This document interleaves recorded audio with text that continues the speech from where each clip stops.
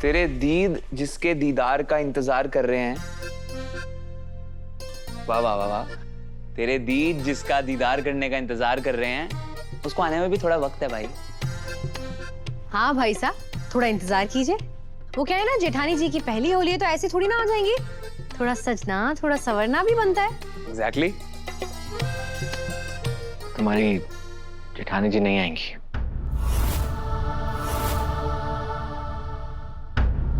नहीं आएगी मतलब?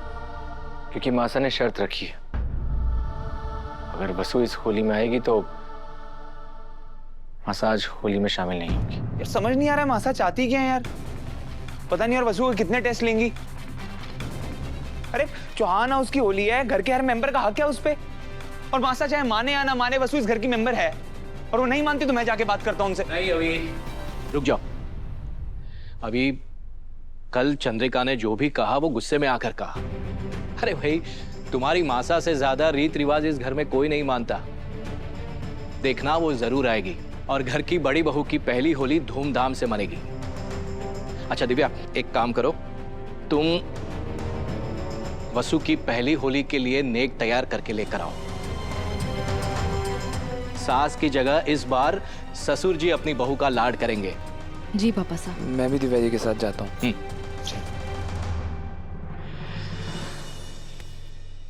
बस पापा साहब, इस होली की आग में मासा का भी गुस्सा राख हो जाए और वो वसु को हमेशा के लिए अपना ले। मैं बस यही चाहता हूँ।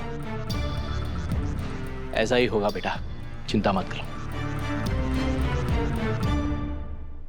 कल अगर होलिका दहन में वसुधा आएगी तो हम इस त्योहार का हिस्सा नहीं बनेंगे। अब फैसला आप सबको करना है कि वसुधा आएगी या हम। वसु,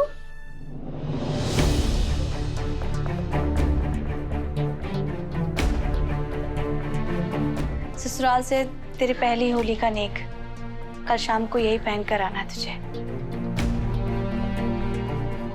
यो देवी हुकुम ने भेजा है। तुम्हारे ससुर जी ने भेजा है तो क्या अब इस नेक की अहमियत कम हो जाएगी? ठोक पड़े हुकुम। खुश रहो। होली की बहुत बहुत बधाई। तुम्हें भी होली की ढेर सारी बधाइयां। लेकिन तुमने मेरे सवाल का जवाब नहीं दिया। बड़े हुकुम, आपका दिया हुआ नेक हमारे सर माथे पर। लेकिन अगर मैं होलिका दहन में आई तो देवी हुकुम नहीं आएगी और मैं इतना बड़ा पाप नहीं कर सकती। देवी हुकुम इस घर की आत्मा है, उनके बिना होलिका दहन में मैं सोच भी नहीं सकती। बहू, ये शगुन की थाल है, इसे वापस नहीं करते।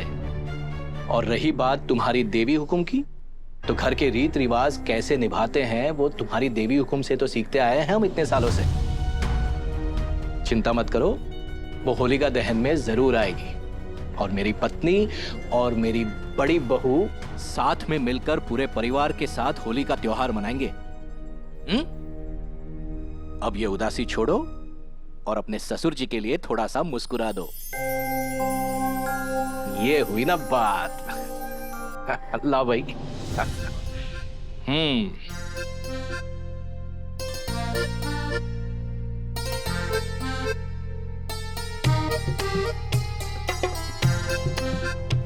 खुश रहो और अब फटाफट तैयार हो जाओ। चले? चलिए पापा साहब। होलिका दहन के दिन हरे रिश्तों की भी अग्नि परीक्षा है। पता ना मैं सफल हो पाऊंगी या ना।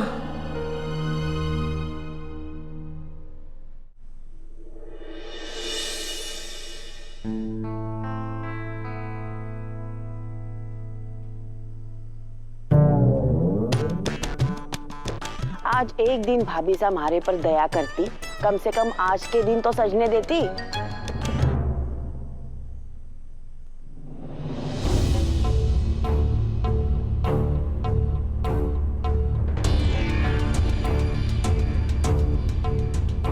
होलिका पूजने के लिए मैं थाल तो सजा के ले आई, लेकिन आज होलिका पूजेगा कौन? मासा या फिर वसु? पापा साहब ने तो कहा था कि मासा का गुस्सा शांत हो जाएगा और वो आ जाएगी। देव, मैं चंद्रिका को लेकर आता हूँ, तुम मेरी बड़ी बहू को लेकर आओ। जाओ।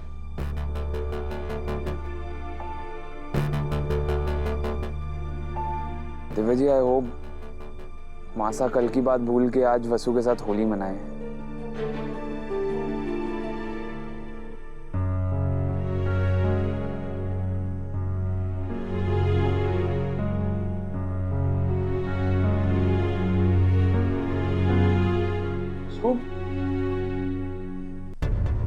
देव सर, देवी हुकुम होली की पूजा में आई के उनका गुस्सा शांत हुआ, उन्होंने हमारे को बुलाया, बताइए ना। वसु, पापा से गए हैं मासा को लेने और मैं तुम्हें लेने आ गया हूँ। और ये तुम्हारी पहली होली है।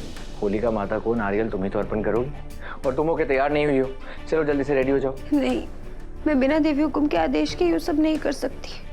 तो तैयार तो हो सकती हो, इतनी पापा से मासा को भी ले आएंगे। लेकिन देव सर ऐसे ना ना ना, मैं कोई बहाना नहीं सुनूंगा। जल्दी से रेडी हो जाओ, आखिर तुम्हारी ये पहली होली है और तैयार होने के बाद देखने का पहला हक पति का है।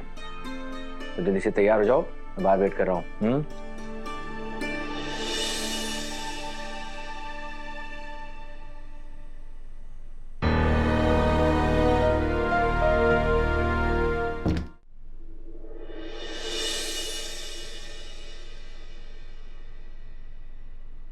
चंदा, नीचे सब लोग आ गए हैं, तुम भी चलो।